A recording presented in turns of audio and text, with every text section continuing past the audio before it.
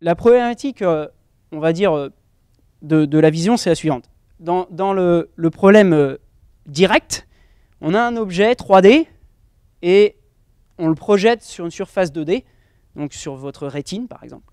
Voilà, ça c'est un objet 3D, une bouteille d'eau, et les rayons lumineux qui arrivent de cet objet sont projetés sur ma rétine qui elle est 2D.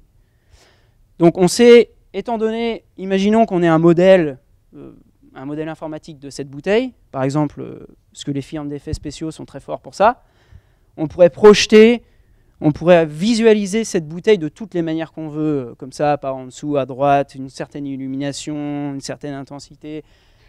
Et en gros, une fois qu'on connaît l'objet, on peut générer une infinité d'images 2D possibles. Et c'est ce qui se passe. On peut projeter un objet 3D sur une surface 3D. Le truc, c'est que, évidemment, il y a une infinité de possibilités. La pose, l'illumination, l'échelle, la rotation, la couleur, etc. etc., etc. Et donc, l'idée, c'est que le problème du computer vision, c'est de faire l'inverse. C'est-à-dire que vous donnez à un ordinateur une centaine d'images d'un objet particulier.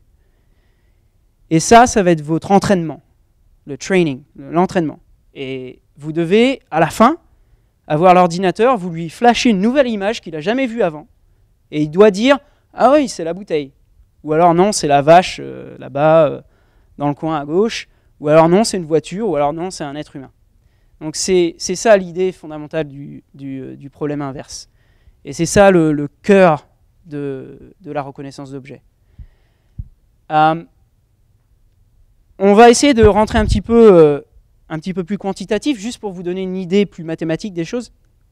Imaginons qu'on ait une photo en noir et blanc, de taille, on va dire n, m, donc c'est une matrice. Ensuite, on a des niveaux de couleur, ou niveaux de gris. Donc ça veut dire que chaque pixel, donc il y a n fois m pixels sur cette image, et chaque pixel, imaginons qu'il y a des valeurs possibles. Un exemple très simple, ce serait un noir et blanc avec une 1 pour noir et 0 pour blanc, ou l'inverse. L'idée, c'est que combien est-ce qu'on peut générer d'images possibles dans cet espace vectoriel des images, modulo d, évidemment, si on dépasse d plus 1, c'est 0. Enfin, on fait un espace vectoriel là-dessus. Et combien il y a d'images possibles et imaginables là-dessus? C'est simple, c'est chaque pixel peut avoir des valeurs, et il y en a combien? N fois n. Donc, alors là, déjà, rien qu'en disant ça, on a quasiment tout dit, parce que là, ça fait mal, quoi. On prend une image 100 par 100. 100 par 100, pour comparaison, votre rétine, c'est plutôt du 1000 par 1000. Donc c'est plutôt du mégapixel. Bon là, c'est même pas du mégapixel. On prend 255 niveaux de gris. Bon, pour parler un peu vulgairement, on est dans la merde, quoi. Parce que là, même si on avait tous les ordinateurs reliés entre eux, on ne pourrait même pas stocker toutes les images possibles et imaginables. Donc, en fait, le problème de la vision, c'est vraiment ce problème de l'explosion de dimensionnalité. Et évidemment, il va falloir venir avec une stratégie différente. On ne peut pas attaquer de manière brute force. C'est-à-dire que, imaginons, parce qu'on pourrait imaginer, un système dans lequel on stocke systématiquement toutes les images qu'on a vues avant. Toutes. Et dès qu'une personne nous envoie une nouvelle image, on fait « Oh, est-ce qu'on l'a déjà vue ?» Si on l'a déjà vue, ouais. Et donc là, évidemment, on a un score parfait. On a rendu exactement ce qu'on avait déjà mémorisé. L'idée, c'est d'être plus intelligent que ça. C'est de voir plein d'exemples, de créer une espèce de modèle de qu'est-ce qu'est l'objet, et de sorte que quand on donne une nouvelle image, on puisse comparer cette image à cet objet et dire « Je pense que je suis confiant que cet objet, c'est effectivement une voiture. » Et je donne une certaine probabilité. Donc il y a ce problème de la...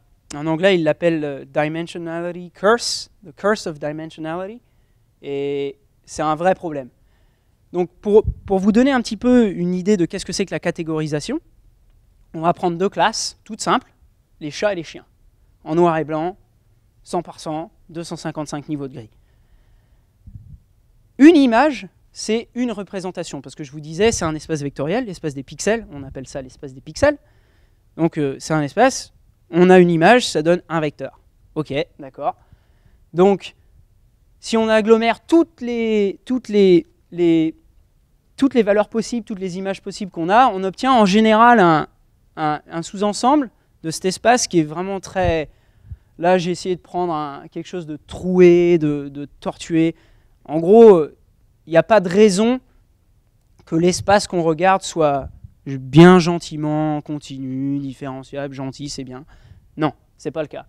Et dans le cas où il y a deux catégories, bon là je vais vous montrer pour une catégorie, imaginons il y a deux catégories dans cet espace, bah là, voilà en gros à quoi ça ressemble, quoi. Alors là, forcément, ensuite, si on veut essayer d'entraîner un ordinateur à dire « Bon alors, quand t'es rouge, t'es chien ou chat, et quand t'es bleu, t'es chien ». Bah oui, mais ça c'est simple parce qu'on a déjà coloré, donc ça veut dire qu'on sait déjà ce qu'on est censé faire. L'idée, si vous voulez, c'est que ici, quelle technique mathématique vous pourriez utiliser pour désenchevêtrer les deux sous-ensembles. Et ça, c'est ce que le cerveau fait admirablement. Je vais essayer de motiver ça un peu plus. Donc, quelles sont les propriétés souhaitables d'une bonne représentation? Ça, c'était une mauvaise représentation. Parce que pour différentes catégories d'objets, on avait des espaces extrêmement enchevêtrés. Et donc, avoir une technique mathématique ou de mathématiques appliquées qui nous permettrait d'extirper les sous-espaces pour pouvoir bien classifier ensuite, c'est très difficile. Et donc, qu'est-ce qu'on voudrait avoir dans une bonne représentation visuelle? Alors, une chose qui est très importante et qui est lancinante et qui en fait est la conséquence de dizaines d'années de recherche, et la conséquence elle est simple évidemment, parce qu'une bonne recherche, à la fin, si c'est quelque chose qui marche, c'est quelque chose qui est simple, généralement.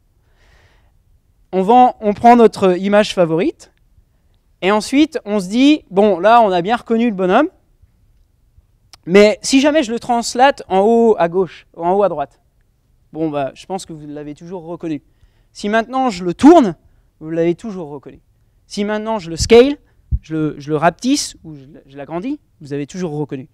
Donc le cerveau est très fort à fabriquer un modèle d'un objet, ici Brad Pitt, qui est capable de, peu importe les images qu'il reçoit, même si elles sont scalées, même si elles sont rapetissées, si elles sont distordues, si elles sont tournées, le cerveau arrive quand même à recréer un sous-ensemble qui est bien gentil, de sorte qu'on arrive à bien classifier, ouais, c'était Brad Pitt.